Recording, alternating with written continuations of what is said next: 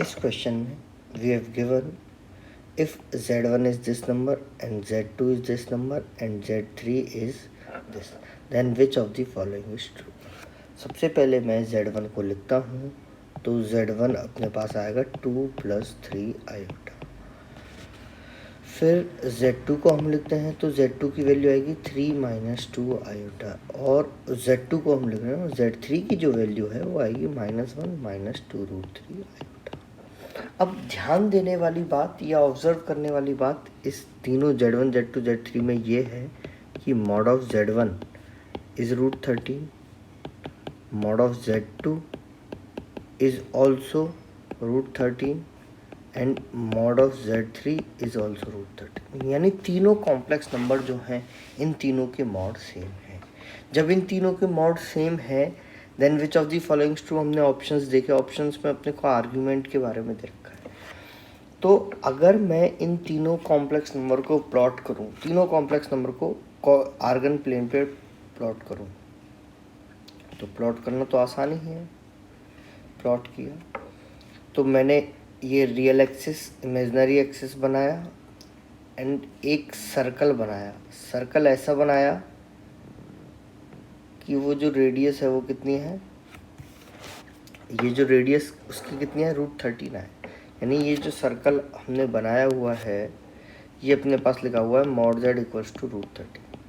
अब mod z = √13 ये circle की इक्वेशन है। अब आप देखो ये जो पॉइंट है, एक तो 2,3 है, 2,3 मैंने यहाँ पे मार्क कर दिया। ये सपोज करो z1 है, मैं एक और पहले लेता हूँ। ये सपोज करो z1 है, इसके कोऑर्डिनेट क्या है, 2,3 है। दूसरा जो पॉइंट है z2 है, उसके कोऑर्डिनेट 3, -2 है। ये मैंने z2 बोल दिया, 3, -2। और तीसरा जो पॉइंट है उसके दोनों x कोऑर्डिनेट और y कोऑर्डिनेट नेगेटिव है, और वो z3 को इस टाइप से है। z3 कितना होगा, -1 - 2√3। And we have to find argument of z3 by z2, argument of z3 by z2। ठीक है, बहुत बढ़िया। अब हम देखें, हम क्या देखें कि जैसे ये पॉइंट सर्कल का सेंटर है, ये पॉइंट सर्कल का क्या है, सेंटर। अगर ये पॉइंट सर्कल का सेंटर है तो इस पॉइंट से मैं यहाँ तक ऐसे करके ऐसे ज्वाइन करूँ, और सिमिलरली एक पॉइंट ऐसे z1 पर बनाऊँ, तो अपने को सर्कल की थ्योरम्स तो याद होंगी। Angle subtended at center is double of the angle subtended at circumference। तो ये एंगल 2θ होगा, ये एंगल θ होगा।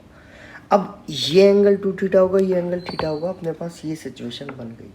अब ये जैसे ही सिचुएशन बन गई है तो सब अपने कोई एंगल θ, मतलब argument z3 by argument of z3 by z2 लिखना है, और उसके बाद वो जो नंबर उसके इक्वल आता है वो हमको लिखना है।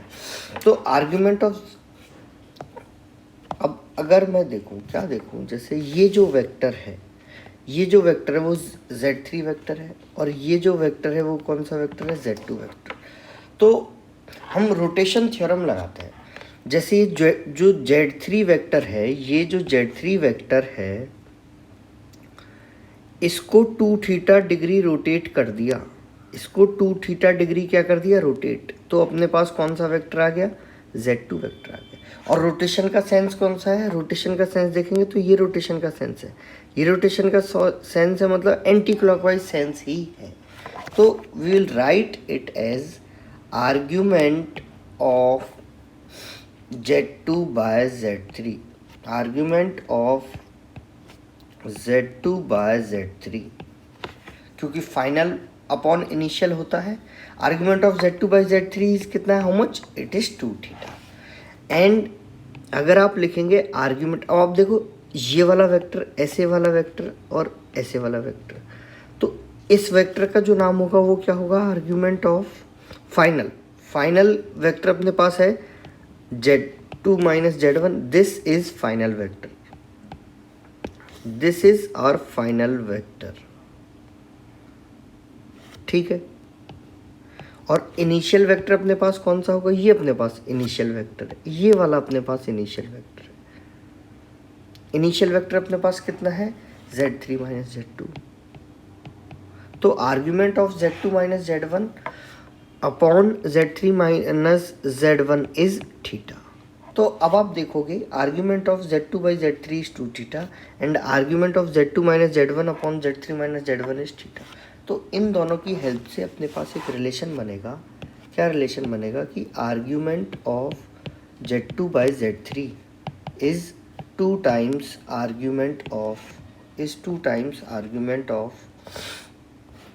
z2 minus z1 upon z3 minus z1। लेकिन ऑप्शन में अगर आप चारों ऑप्शंस में देखेंगे तो argument of z3 by z2 लिखा हो, तो इसको तो कन्वर्ट किया जा सकता है। इसको z3 बाई z2 लिखेंगे तो इधर भी एक नेगेटिव साइन लगाया है, बेसिकली एक क्या लगाया है, नेगेटिव साइन लगाया, तो इधर भी लगा देंगे 2 आर्ग्यूमेंट ऑफ, इधर भी z3 minus z1 upon z2। ये अपने पास वैल्यू आ जाएगी argument of z3 by z2। तो अपने को ये जो ऑप्शन है ऑप्शन सी में गिवन है, तो option C will be the right answer.